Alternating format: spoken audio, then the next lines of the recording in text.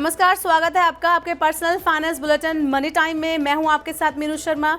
इस बुलेटिन में आपको मिलती है आपकी जेब और जिंदगी पर असर डालने वाली पर्सनल फाइनेंस, बिजनेस, कॉर्पोरेट और पॉलिसी से जुड़ी हर छोटी बड़ी खबर, वो भी विस्तार से। तो चलिए फटाफट शुरू करते हैं इस बुलेटिन में खबरों का सिलसिला। गेहूं की बढ़ते दाम सरकार के लिए लगातार चिंता का कारण बने हुए हैं। गेहूं की जमाखोरी को रोकने के लिए सरकार ने ट्रेडर्स, होलसेलर्स, रिटेलर्स और लार्ज चेन स्टोर के साथ ही फूड प्रोसेसर्स के लिए हर हफ्ते अपने गेहूं का स्टॉक का खुलासा करने का आदेश दिया है। सरकार के इस कदम का मकसद खाद्य सुरक्षा को सुनिश्चित करना और जमाखोरी को रोककर बढ़ती कीमतों पर अंकुश लगाना है। गेहूं व्यापारियों को अब प्रत्येक शुक्रवार को सरकारी पोर्टल पर अपने गेहूं स्टॉक की जानकारी देनी होगी। भारतीय बैंकों का ग्रॉस एनपीए अगले वित्त वर्ष 2024-25 के अंत तक घटकर 2.1% के स्तर पर आ सकता है। घरेलू रेटिंग एजेंसी केयर रेटिंग्स के मुताबिक वित्त वर्ष 2023-24 में ग्रॉस एनपीए 2.5 से 2.7% पर रहने की संभावना है। वित्त वर्ष 2024-25 के अंत तक इसमें और सुधार होगा और बैंकों का कुल एनपीए घटकर 2.1 से 2.4% रह जाएगा। रिपोर्ट के अनुसार 2015-16 की एक्वायर प्रक्रिया के कारण वित्त वर्ष 2013-14 में ग्रॉस एनपीए 3.8% से बढ़कर वित्त वर्ष 2017-18 में 11.2% हो गया था।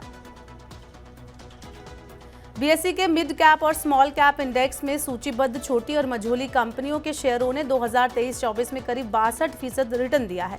मिड कैप और स्मॉल कैप शेयरों का प्रदर्शन सेंसेक्स से बेहतर रहा है। बीएसई मिड कैप इंडेक्स वित्त वर्ष 2023-24 में 62% उछल गया, जबकि स्मॉल कैप 59% चढ़ा है। इसकी तुलना में बीएसई सेंसेक्स ने करीब 25% बढ़त हासिल की। छोटी कंपनियों के शेयर आमतौर पर घरेलू निवेशक खरीदते हैं। विदेशी निवेशक बड़ी कंपनियों के शेयर पर ही दांव लगाते हैं।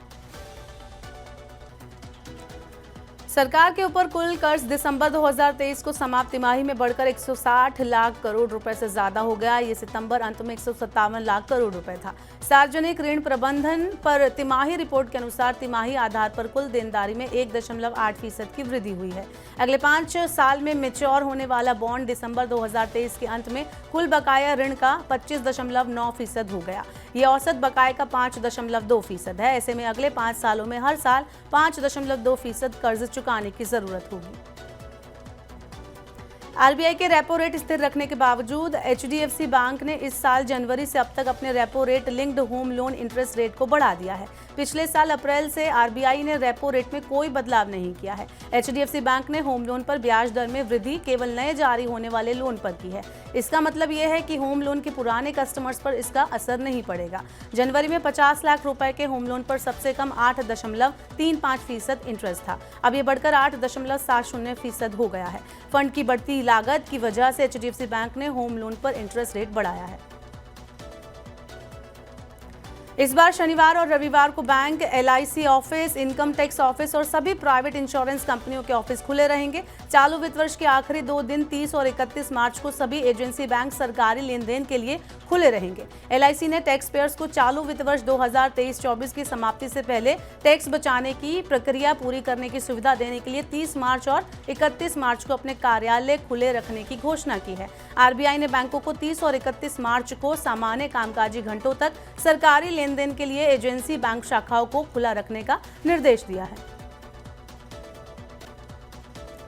आईटी दिग्गज टीसीएस ने 2024 बैच के लिए इंजीनियर्स और अन्य स्नातकों के लिए नेशनल टेस्ट के जरिए नई भर्ती प्रक्रिया शुरू कर दी है। नई भर्तियां आईटी और आउटसोर्सिंग भूमिकाओं के लिए होंगी। टीसीएस ने अपने 3.5 लाख कर्मचारियों को जेनरेटिव एआई का भी प्रशिक्षण दिया है। कंपनी ने अब अपने जेएनआई में प्रशिक्षण वाले कर्मचारियों की संख्या आधे से ज्यादा तक पहुंचा दी है। एआई और क्लाउड के लिए एक समर्पित इकाई बनाने वाली टीसीएस पहली टेक्नोलॉजी कंपनी बन गई है। भारतीय रिजर्व बैंक के deputy governor Michael Devvrat Patra का कहना है कि भारत अगले दशक में 10% की वृद्धि दर हासिल कर सकता है। उन्होंने कहा कि भारत अपनी ऊर्जा और बदलावों के जरिए चुनौतियों से उबर रहा है। ऐसे में 2032 तक भारत दुनिया की दूसरी सबसे बड़ी अर्थव्यवस्था और 2050 तक सबसे बड़ी अर्थव्यवस्था बन सकता है।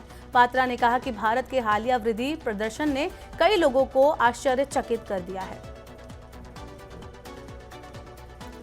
जरूरी दवाएं 1 अप्रैल से महंगी होने वाली है। नेशनल फार्मास्यूटिकल प्राइसिंग अथॉरिटी यानी एनपीपीए ने पेन किलर, एंटीबायोटिक्स और एंटी इन्फेक्टिव समेत सभी जरूरी दवाओं के दाम बढ़ाने की मंजूरी कंपनियों को दे दी है। National list of essential medicine के तहत आने वाली दवाओं की कीमत में इस साल मामूली बढ़ोतरी होगी। 2022 में दवाओं की कीमत में 10% और 2023 में 12% की वृद्धि हुई थी। इस बार दवाओं की कीमत में बहुत मामूली बढ़ोतरी होने से ग्राहकों को राहत मिलेगी। 1 अप्रैल 2024 को 2000 रुपए के बैंक नोट बदलने या जमा करने की सुविधा उपलब्ध नहीं होगी। आरबीआई ने कहा है कि बैंकों में वार्षिक लेखाबंदी से जुड़े कामों की वजह से सोमवार को नोट जमा करने या बदलने की सुविधा उपलब्ध नहीं होगी। अगले दिन यानी मंगलवार 2 अप्रैल से आरबीआई ने 19 क्षेत्रीय कार्यालयों में ये सुविधा फिर से शुरू की है।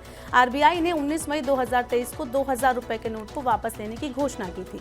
29 फरवरी तक 2000 रुपए के करीब 97% नोट बैंकिंग सिस्टम में वापस आ चुके हैं। अब सिर्फ 8,470 करोड़ रुपए मूल्य के नोट ही जनता के पास हैं। 1 अप्रैल 2024 से शुरू होने वाले नए वित्त वर्ष की पहली तिमाही के लिए विभिन्न लघु बचत योजनाओं की ब्याज दरों में कोई बदलाव नहीं होगा। सरकार ने लघु बचत योजनाओं की ब्याज दर को स्थिर रखा है। पीपीएफ पर पहले की ही तरह 7.1% ब्याज मिलता रहेगा। सुकन्या समृद्धि योजना के तहत जमा राशि पर 8.2% का ब्याज मिलेगा। 3 साल वाली एफडी पर 7.1% ब्याज मिलेगा। वहीं डाकघर बचत जमा पर ब्याज दर 4% पर बरकरार रखी गई है। सरकार हर तिमाही में छोटी बचत योजनाओं पर ब्याज दरों को अधिसूचित करती है। और अब चलते चलते देते हैं आपको आईपीओ से जुड़ा अपडेट। शाहपुरजी पालोनजी ग्रुप की कंस्ट्रक्शन और engineering company Afcons infra IPO लाने की तैयारी कर रही है। कंपनी ने 7,000 करोड़ रुपए के आईपीओ के लिए सेबी के पास डॉक्यूमेंट्स जमा किए हैं। आईपीओ के तहत नए शेयर और ऑफर फॉर सेल के तहत शेयरों की बिक्री की जाएगी। Eco India mobility and hospitality limited ने भी आईपीओ से धन जुटाने के लिए सेबी के पास दस्तावेज जमा करा दिए हैं। कंपनी का आईपीओ ओएफएस होगा, इसलिए होने वाली कमाई से कोई भी हिस्सा कंपनी को नहीं मिलेगा। तो आज के मनी टाइम में फिलहाल के लिए इतना ही। अब वक्त हो गया आपसे विदा लेने का। अब आपसे होगी सोमवार को मुलाकात। पर्सनल फाइनेंस से जुड़ी खबरों को पढ़ने, सुनने, उनसे जुड़े खास कार्यक्रमों को देखने के लिए आप मनी 9 के सुपर ऐप को जरूर डाउनलोड कर लें। जानना है तो देखिए, समझना है तो सुनिए, सीखना है तो पूछिए, और कमाना है तो खरीदिए। जानकारी, सलाह और निवेश सब एक ही सुपर ऐप पर। पैसे का सवाल है तो जवाब है मनी 9।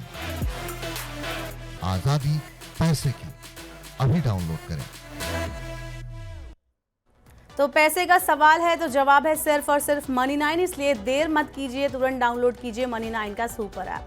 आज का हमारा मनी टाइम आपको कैसा लगा, नीचे कमेंट बॉक्स में हमें अपना फीडबैक जरूर दे दें। फिलहाल के लिए इस बुलेटिन में इतना ही। बने रहिए मनी 9 के साथ। नमस्कार, शुभ रात्रि।